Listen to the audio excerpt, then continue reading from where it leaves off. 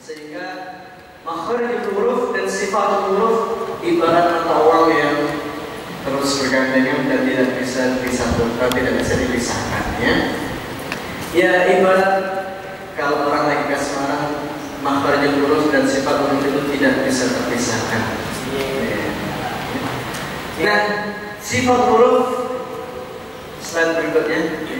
Maka tujuan mempelajari sifat huruf adalah supaya huruf yang keluar dari mulut kita ini semakin sesuai dengan keaslian huruf-huruf Al-Quran itu sendiri, dan huruf yang sudah tepat makharijul hurufnya belum dapat dipastikan kebenarannya sehingga sudah sesuai dengan sifat asli.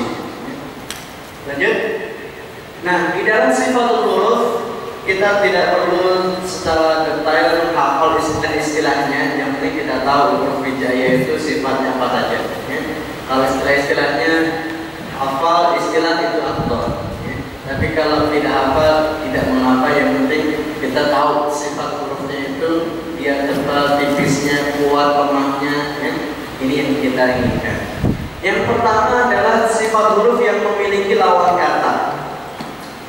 Ada beberapa sifat-sifat, di antaranya yang pertama huruf hamz, ya.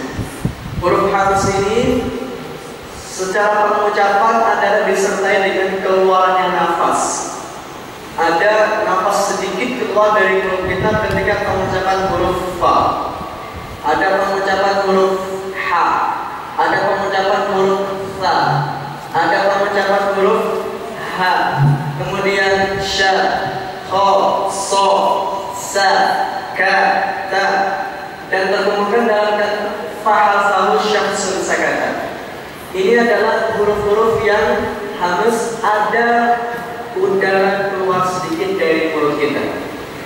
Kemudian adapun lawan katanya adalah jahar, pengucapan huruf yang tidak disertai dengan keluarnya nafas dari mulut kita. Maka selain huruf-huruf hamz itu masuk ke dalam huruf atau sifat jahar, ya. Ini yang pertama. Kemudian yang kedua, lanjut, sifat yang memiliki lawan kata ada huruf isti'ala. Yang tadi kita sebutkan dalam kaidah ra yang tebal, ada huruf ra yang dibaca tebal ketika ra sukun, sebelumnya kasrah, setelah ra sukun adalah huruf-huruf isti'la. Nah, apa itu huruf isti'ala? Adalah huruf pengucapannya disertai terangkatnya pangkal lidah ke atas langit-langit. Jadi ketika kita mengucapkan o, so, lidah yang belakang itu ikut terangkat ke atas. Tadi kita sudah lihat juga gambar-gambarnya bagaimana huruf-huruf yang ini to, lidahnya yang belakang juga ikut terangkat. Lo terangkat juga. To tebal. O, to, zo. Semua huruf ini lidah yang belakang ikut terangkat, maka disebut dengan isti'ala, ya. Dan dikumpulkan dalam kalimat khussatan fil, ya. Kemudian yang berikutnya adalah huruf istifal. Istifal dari kata dalam bahasa serapan yang sudah diserapkan dalam bahasa Indonesia secara arti bahasa kan menurun, ya, atau turun atau di bawah, ya. Jadi dalam bahasa kita itu ada bahasa kata aspal, aspal, ya. Aspal itu kan letaknya di bawah, ya. Nah, maka aspal dari kata dalam surat An-Nisa kan disebutkan innal munafiqina fi darkil asfal minan nar, ya. Sungguh orang-orang munafik itu di dalam darki. Apa darki artinya? Itu diserap juga ke dalam bahasa Inggris. The dark, apa dark? Gelap, ya kan? Darkil asfal. Asfal diserap ke dalam bahasa kita aspal. Yang terletak di bawah, harus panas membuatnya, ya kan? Dan diinjak-injak macam-macam. Itu asfal, menurun di bawah. Maka adalah pengucapan huruf disertai turunnya lidah dari langit-langit, tidak terangkat sebagaimana huruf khussatan fil. Huruf-hurufnya selain huruf istilah. Ini huruf istifal. Kemudian yang selanjutnya ini kita lewati secara cepat saja sifat huruf ini, ya. Kemudian berikutnya adalah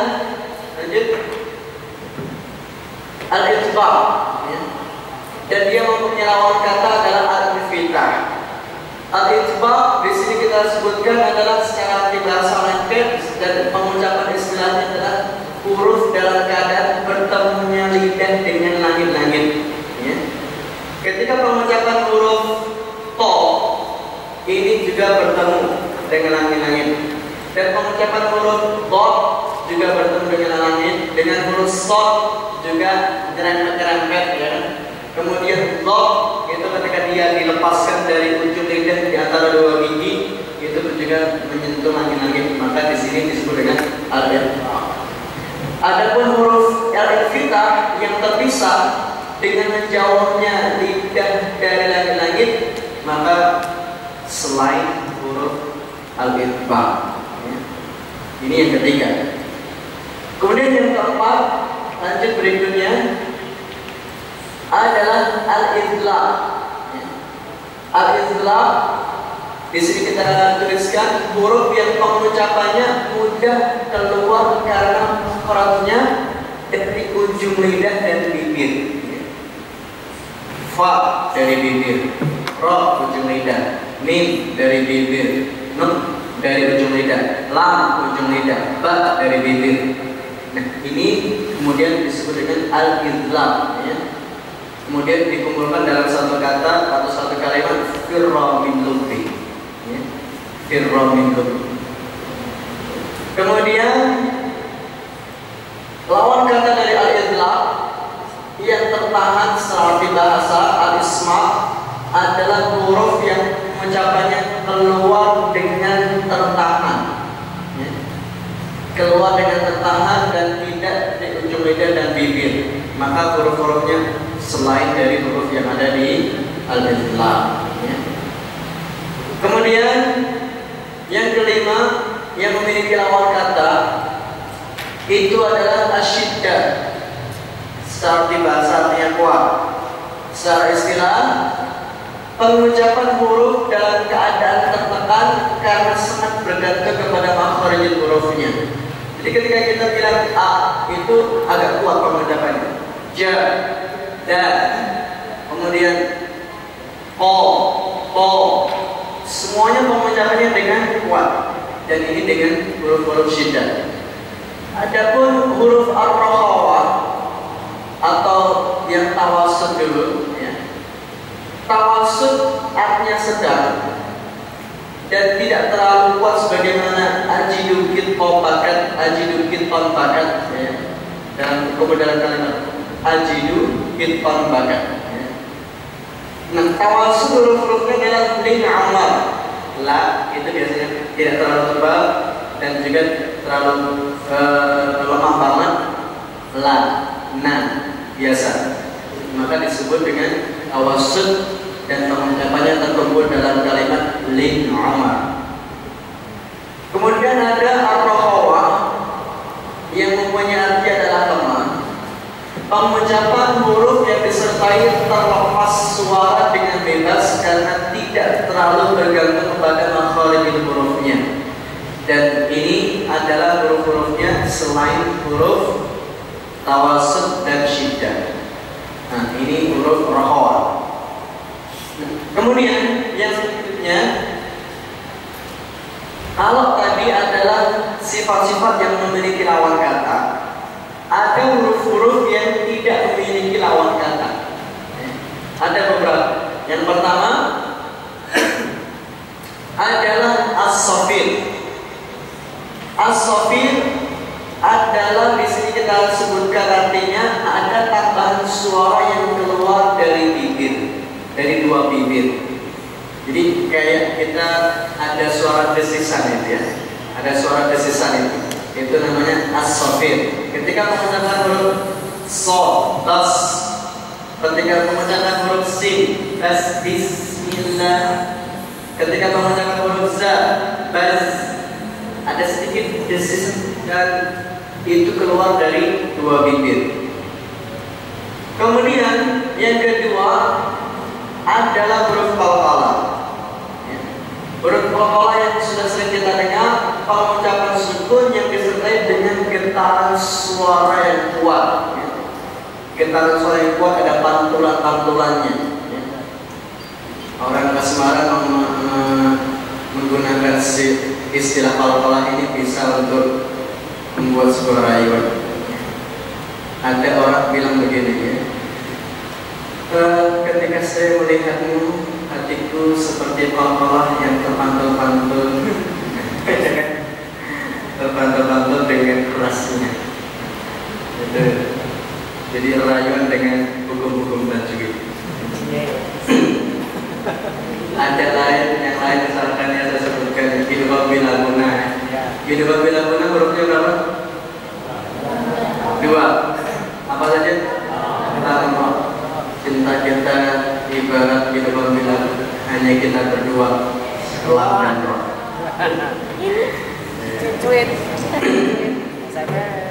Kemudian berikutnya lagi adalah layin atau lin. Yang ketiga ya adalah pengucapan waw dan ya yang sebelumnya fathah dengan lembut, maka disebut dengan mad lin atau mad layin ketika waw atau ya sukun yang sebelumnya fathah. Waw atau ya sukunnya fathah itu disebut dengan lin atau layin, maka disebut dengan mad layin dalam hukum tajwidnya. Dan yang keempat adalah at-takrir atau tikrar, pengucapan disertai bergetarnya ujung lidah.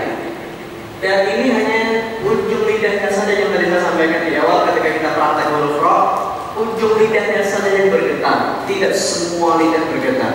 Tidak ro, ar, ro, tapi ro, ar, ro.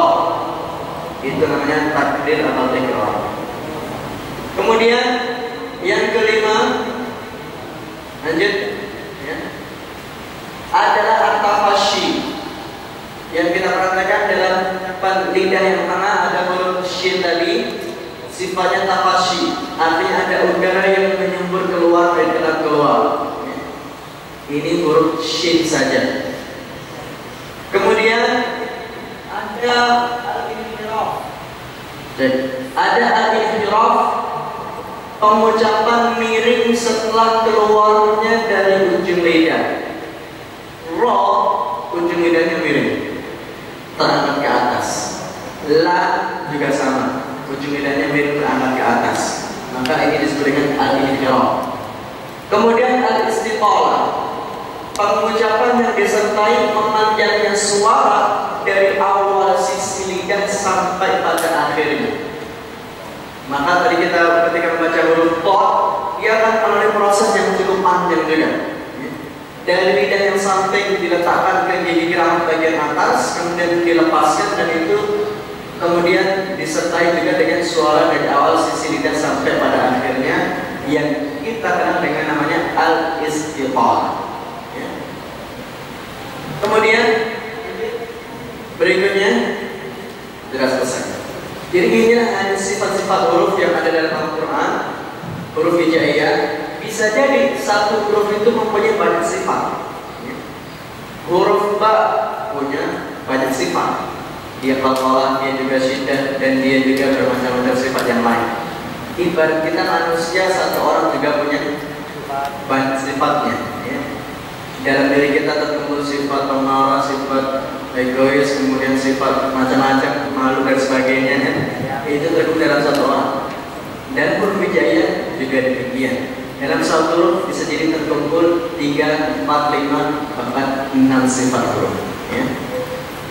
Nah, kemudian yang selanjutnya, jadi inti dari pembelajaran sifat huruf ini supaya kita tahu bahwa sifat-sifat yang ada dalam huruf hijaiyah itu ada yang tebal, ada yang tipis, ada yang kuat ketika pengucapannya, ada yang naik pangkal lidahnya ketika pengucapannya, ada yang getar ujungnya saja, kemudian ada yang terpantul-pantulkan seperti qalqalah tadi, dan ada beberapa huruf yang lain yang sudah kita sampaikan di pengucapan sifat huruf ini. Ya. Kemudian berikutnya keluar dari slide. Saya ingin menyampaikan beberapa bacaan-bacaan yang perlu kita tahu juga, yang di sini silakan dibuka istilah-istilah dalam Al-Quran. Ya. Ada beberapa bacaan-bacaan yang perlu kita tahu juga supaya kita tidak keliru dalam membacanya, dan ini bacaan-bacaan yang tidak banyak dalam Al-Quran, hanya ada beberapa saja yang barangkali kita beberapa hukum sudah mengenalnya, tapi kita sampaikan secara sempurna. kita tambahkan apa yang perlu kita tahu juga dari pengembangan hukum-hukum ini.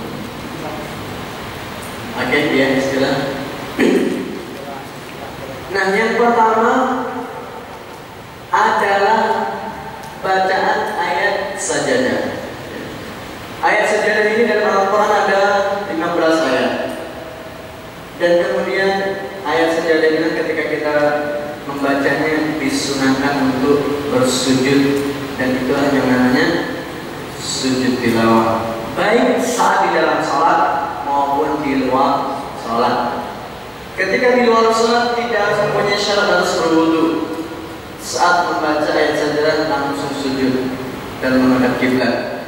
Ketika dalam sholat maka menggunakan kalimat takbir Allahu Akbar ketika ingin bersujud, dan jangan pernah sekali-kali melakukan sujud tilawah ketika masyarakat makmumnya pada belum tahu hukum tentang sujud tilawah. Pikirannya nanti ketika kita sujud tilawah Allahu Akbar langsung sujud, maka pada kita subhanallah, subhanallah, langsung sujud dia. Seharusnya rukuk dulu karena nggak tahu ya. Maka jangan sekali-kali sujud tilawah di makmum-makmum yang belum tahu hukum ya. Kalau pengen sujud tilawah dikasih tahu dulu sebelum sholat ya. Jangan sampai ketika sholat bilang subhanallah, subhanallah. Kemudian doanya, ada doanya. Apa doanya? Biasanya itu dibaca dan sajadah wajhi lillati khalaqahu, biasanya dibaca dari kalimat baris yang ketiga, sajadah wajhi lillati khalaqahu wa syaqqa sam'ahu wa basarahu alhamdulillahi rabbil alamin tabarakallahu ahsanul khaliqin. Nah, ini biasa doa yang dibaca untuk sujud tilawah. Kalau membaca doa sujud biasa boleh juga ya, tapi ini yang dianjurkan untuk dibaca. Baik, lanjut berikutnya. Nah, berikutnya adalah bacaan sakta. Kalau tadi kita sebutkan ada salah satu rayuan itu ketika bertemu dengan hukum sakta ya. Ketika aku bertemu denganmu, itu ibarat aku bertemu dengan sakta. Pertemuan pertama aku langsung terpana dan tanpa menghela nafas. Asik. Jadi sakta itu kan diam sebentar, nafas ditahan, ya kan? Hukum sakta itu diam sebentar, terpana, dan nafas ditahan tanpa menghela nafas. Ya. Jadi pertemuan pertama denganmu ibarat bertemu dengan bacaan sakta. Ya. Terpana melihat pertemuan perjumpaan dengan yang pertama kali tanpa menghela nafas. Ya, ditulis.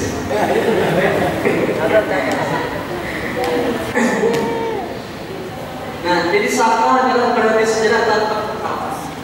Di dalam Al-Quran yang wajib untuk dibaca itu hanya ada 4 ayat ini. Tapi ada bacaan sakta yang lain di surat yang lain. Nanti kita sampaikan. Yang pertama adalah di surah Al-Kahfi ayat 1, dan bacaan saktanya atau tanda sinnya itu di akhir ayat yang pertama. Walam yaj'al lahu 'iwaja qayyima, berhenti sekitar 2 ketukan.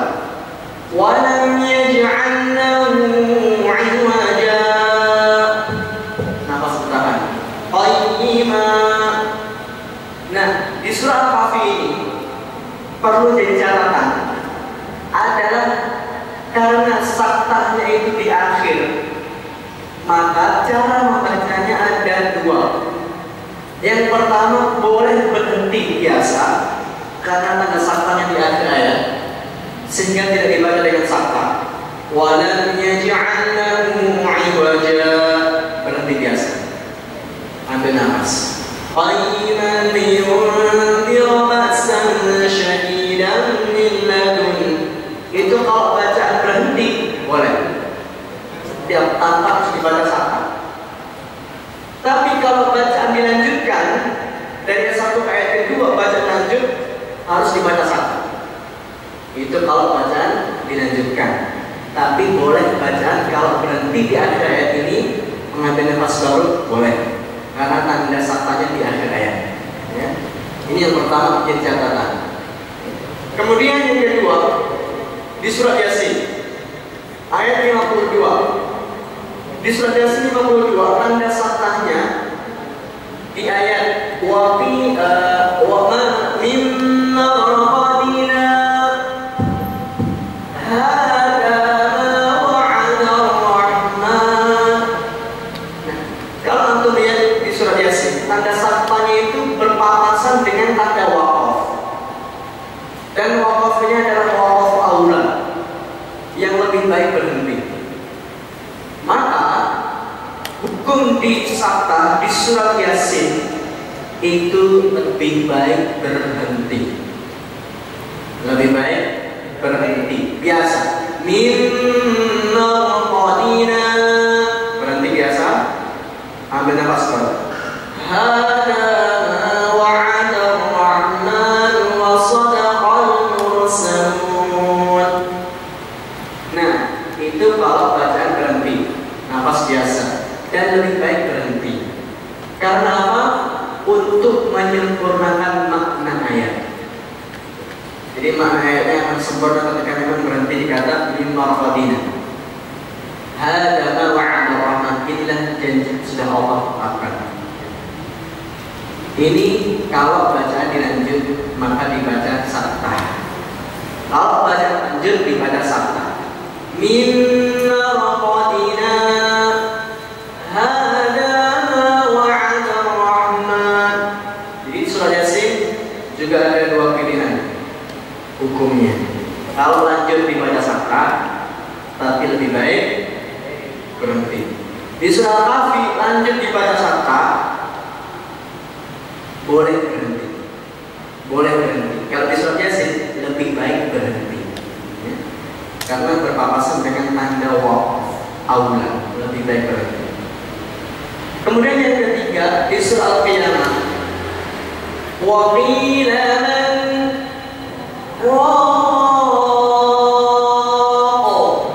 di surah Al-Qiyamah ada saktanya, tidak di akhir ayat dan juga tidak berpapasan dengan tanda waqaf, sehingga di surah Al-Qiyamah wajib dibaca sakta.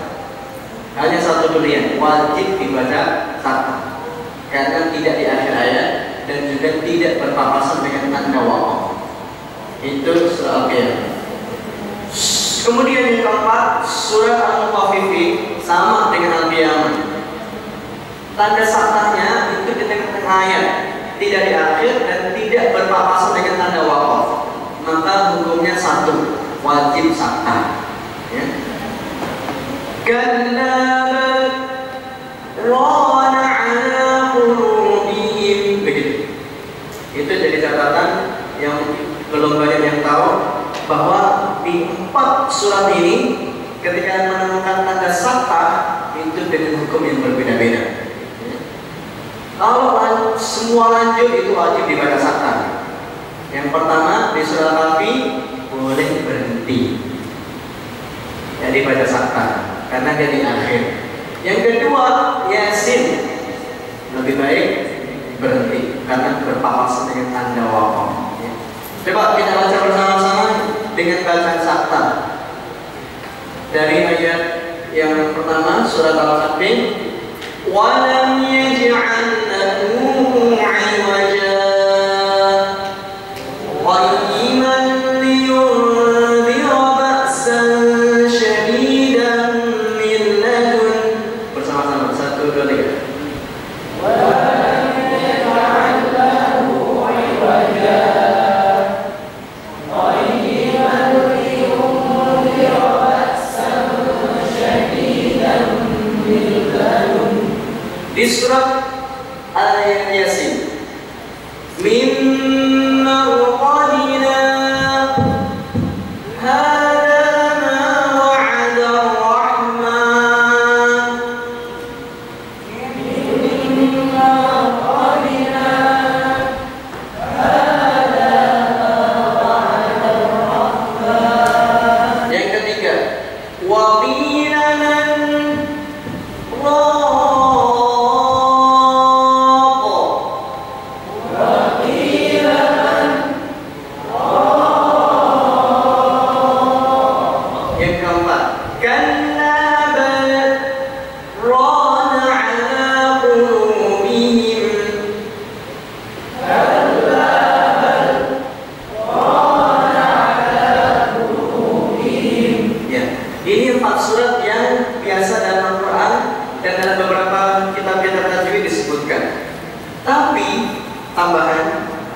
bisa jadi catatan juga.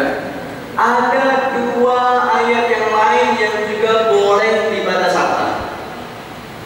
Masih ada dua ayat yang lain yang boleh dibaca sakta. Siapa yang tahu? Dapat dompet. Masih ada dua surat yang lain yang boleh juga terbaca sakta.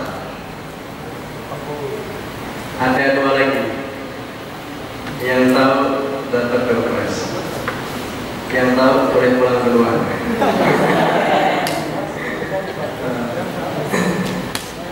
Nah, ayo. Yang pertama, kalau nggak tahu saya kasih tahu. Ada di surah Al-Haqqah, surah Al-Haqqah ayat 28. Surah Al-Haqqah ayat 28. Coba buka Quran. Buka Quran. Al-Haqqah ayat 28. Juz 29.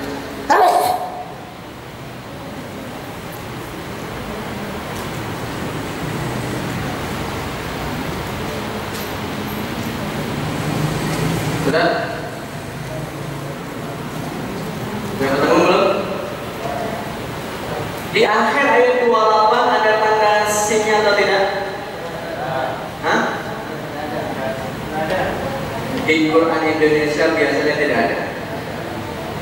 Di Quran cetakan Madinah biasanya ada.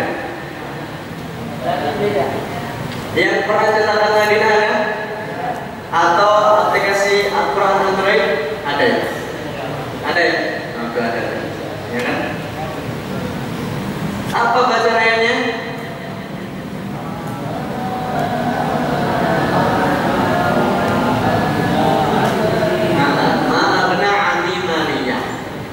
Nah, di akhir ayat ini itu ada tanda sin, tanda saktanya. Itu kalau di Quran cetakan Madinah ada. Yang belum ada kasih sendiri. Nah, itu dibaca boleh sakta, dan saktanya berbeda dengan sakta yang ini. Kalau sakta yang ini itu berhenti total. Yang seharusnya misalkan manro itu kan idgham, ya kan? Kalau bertemu kan idgham tuh. Marro kan seharusnya begitu. Tapi dia berhenti manro gitu. Nah, di surah Al-Haqqah ini berbeda. Saktahnya di akhir ayat itu hak yang pertama adalah hak sukun. Di ayat 29 diawali dengan huruf hak juga yang berharokat. Maka dalam hukum tajwid itu disebut apa? Apa itu? Dua huruf yang sama, yang pertama sukun, yang kedua berharokat. Hukum tajwidnya disebut dengan apa? Idgham, idgham mutamatsilain. Idgham mutamatsilain. Jadi cinta pun dengan kamu itu ibarat idgham mutamatsilain yang saling menyatu.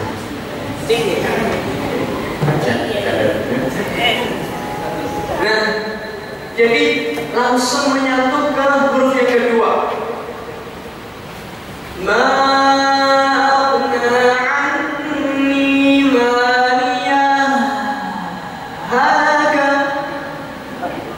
Berhenti sejenak, tahan nafas, dua ketukan, langsung menyatu ke huruf H yang kedua. Maria halaka. Gitu. Coba kita baca bersama. Jadi langsung menyatu, ibarat cinta kita juga menyatu.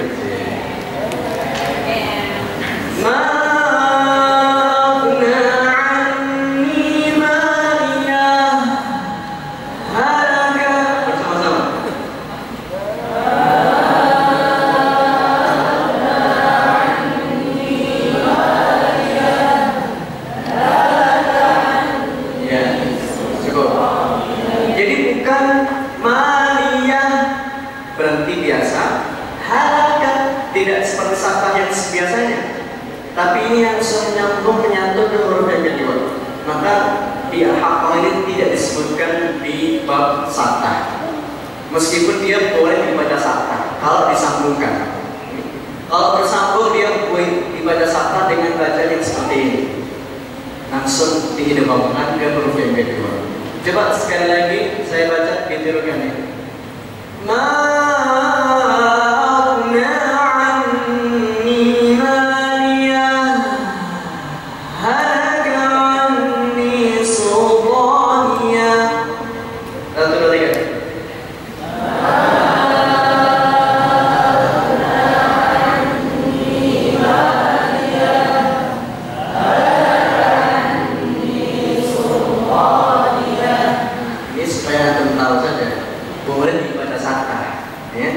Meskipun kalau baca biasa Malia berhenti nafas baru halaka itu boleh ya.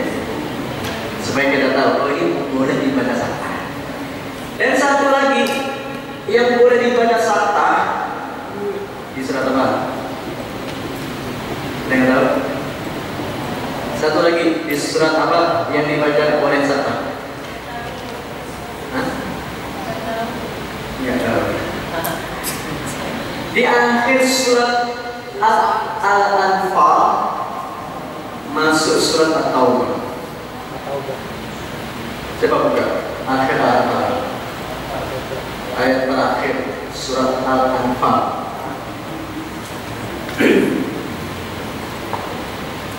Surat Taubah kan tidak ada bismillahnya ya. Dan ketika kita ingin baca antara Al-Anfal dengan At-Taubah itu dengan 3 bacaan. Ketika kita ingin membaca Al-Anfal lanjut ke At-Taubah itu dengan 3 bacaan. Yang pertama sudah ketemu belum? Ya. Iya, akhir ayat Al-Anfal innallaha bikulli syai'in alim. Ya, innallaha bikulli syai'in alim. Masuk At-Taubah bara'atun minallah. Nah, di situ 3 caranya. Ketika kita ingin membaca antara Al-Anfal dengan At-Taubah. Yang pertama adalah dengan bacaan biasa. Innallaha bikulli syai'in alim. Biasa. Ambil nafas baru. Bara'atun minallahi wa rasulih. Yang pertama. Yang kedua bacaan disambung. Disambung sehingga akan jadi apa? Alimun ada tanwin bertemu ba. Hukumnya? Hukumnya? Iklab. Hukumnya iklab sama kayak kita menyatu. Iklab. Menyatu jadi huruf mim. Inna Allah bikulli syai'in alimun.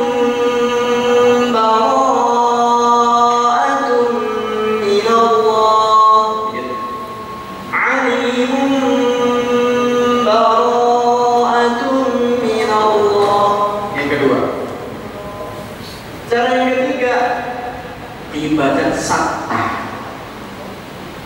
Tahan nafas 2 ketukan.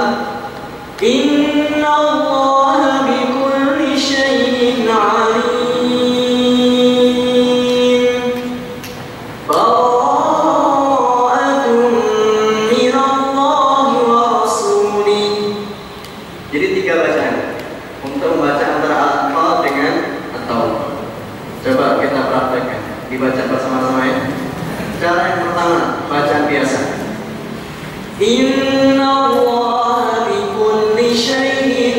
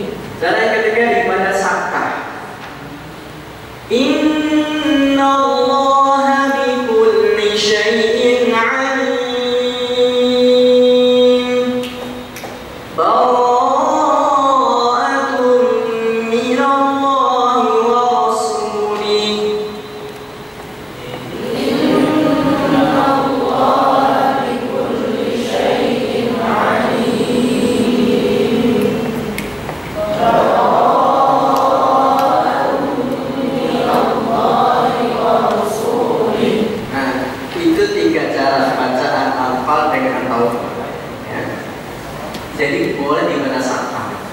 Maka selain 4 surat yang di sini, maka boleh 2 surat yang lain tadi, Al-Haqqah dan akhir Al-Anfal. Lanjut berikutnya adalah slide berikutnya.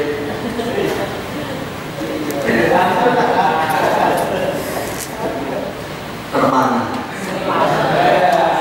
tanpa menghela nafas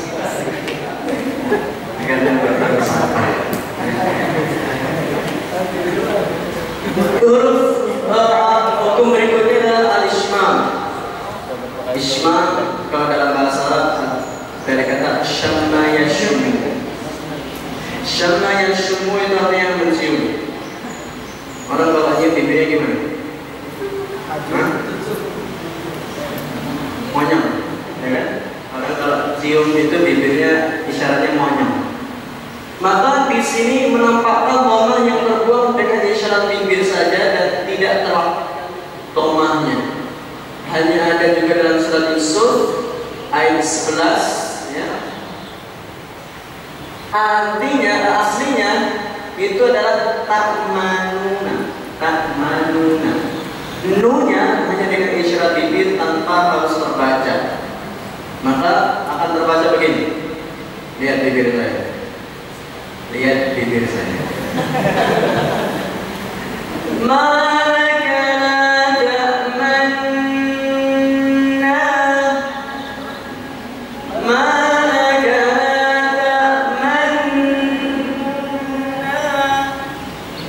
Dengan isyarat bibir saja tanpa diucapkan, ya. Hanya dengan isyarat bibir saja tanpa diucapkan, ya. Maka kalau ingin mencintai seorang wanita itu jangan hanya dengan isyarat bibir saja, dan jangan hanya dengan bismillah saja, ya. Ungkapkan ke orang tuanya, ya. Oke, berikutnya bersama-sama kita baca, ya. Saya contohkan dulu.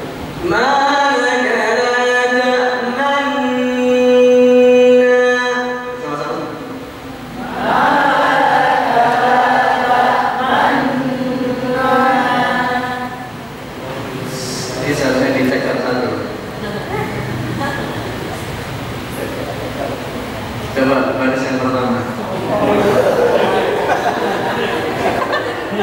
Manakala taman. 1, 2, 3.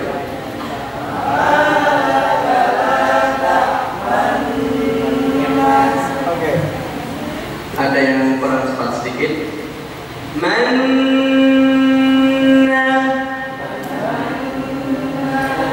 Bilang malaka.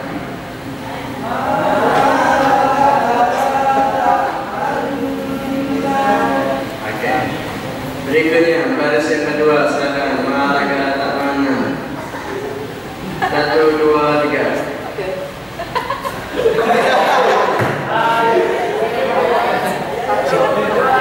Satu, dua, tiga.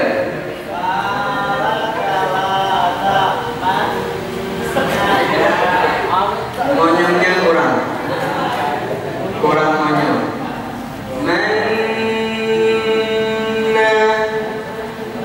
Diulang. Malaka.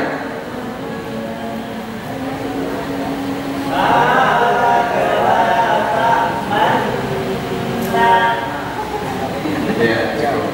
Berikutnya